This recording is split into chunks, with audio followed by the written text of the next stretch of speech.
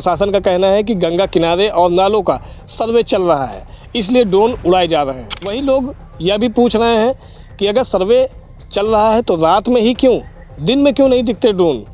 इसीलिए प्रशासन ने अपील की है कि लोग अफवाहों पर भरोसा न करें और किसी भी संदिग्ध हरकत की जानकारी तुरंत पुलिस को दें।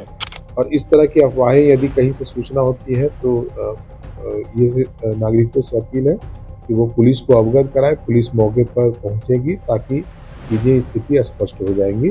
और कृपया अफवाह से बचें, ये हमारी अपील है जनता से। इस वक्त उत्तर प्रदेश के कई जिलों में ड्रोन उड़ने की अफवाह ने लोगों के दिल में डर बैठा दिया है।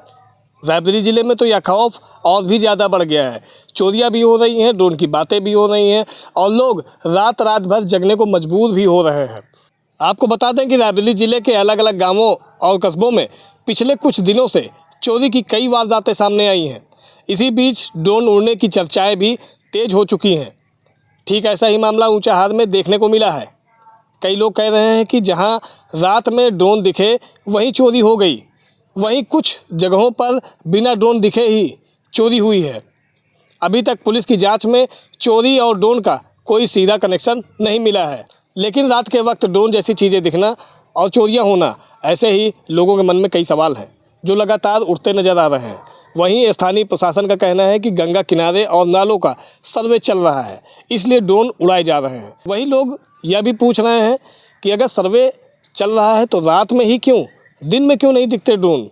इसी डर की वजह से गांव के लोग रत जगा कर रहे हैं और हालात ये है कि रात में अगर कोई अनजान व्यक्ति गांव की गलियों में निकल आए तो लोग शक में उसे पकड़ लेते हैं और पीट देते हैं। उसके बाद पता चलता है कि पड़ोसी गांव का है या तो कोई रिश्तेदार निकल आता है, जिसके बाद लोगों को पछतावे के अलावा कुछ नहीं मिलता।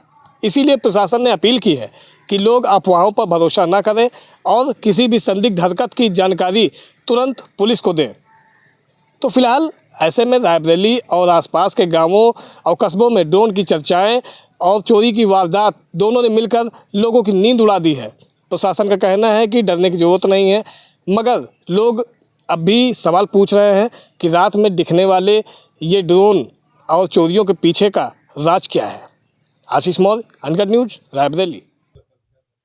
इस तरह की शिकायतें और अफवाह का प्रारंभ पश्चिमी उत्तर प्रदेश में आया था, जिसमें उच्चाधिकारियों ने भी मीडिया को लगातार ब्रीफ करने और मॉनिटर करने के निर्देश दिए हैं। इस संबंध में पूर्व में भी मीडिया से हमारी बातचीत हो चुकी है। इसमें जो ड्रोन का जो प्रचालन होता है वो उत्तर प्रदेश में ड्रोन प्रचालन सुरक्षा नीति 2023 इसके अनुसार होता है। इसके लिए जो निजी ड्रोन होते हैं उनको थाने में पंजीकरण कराना होता है और एक इसकी जिले स्तर पर अनुश्रवण समिति भी होती है, इस संबंध में देखती है। ऐसा प्रायः देखा गया है इक्का दुक्का जगह जहाँ पे चमकती रोशनी वाले खिलौने, हेलीकॉप्टर वाले खिलौने, चाइनीज जो खिलौने होते हैं उसको भी बच्चे कई बार उड़ा देते हैं रात के अंधेरे में, जिससे ड्रोन जैसा इसकी फीलिंग होती है। रात में पता नहीं चल पाता है किस घर से इस तरह की चीज़ें होती है। कई बार जो सर्वेक्षण विभाग हैं, जो अलग अलग एजेंसियां हैं, वो भी सर्वेक्षण का कार्य करती है, जिसकी सूचना भी स्थानीय प्रशासन को दी जाती है। तो इसके अतिरिक्त जो इस तरह की जो अफवाहें हैं उड़ती हैं, उसको समय समय पर 112 एवं सोशल मीडिया के माध्यम से भी उनको प्रॉपर्ली ब्रीफ किया जाता है कि इन अफवाहों पर ना दें। ऐसा कोई भी तथ्य हमारे जनपद में नहीं प्रकाश में आया है कि चोरी करने के उद्देश्य से किसी ने ड्रोन का यूज किया होगा। हमारी पुलिस लगातार चौकस है और ग्राम सुरक्षा समिति के माध्यम से इन चीज़ों का सतर्क दृष्टि रखे हुए, नज़र भी रखे हुए हैं। और इस तरह की अफवाहें यदि कहीं से सूचना होती है तो ये नागरिकों से अपील है कि वो पुलिस को अवगत कराए। पुलिस मौके पर पहुंचेगी ताकि चीज़ें स्थिति स्पष्ट हो जाएंगी। और कृपया अफवाह से बचें, ये हमारी अपील है जनता से।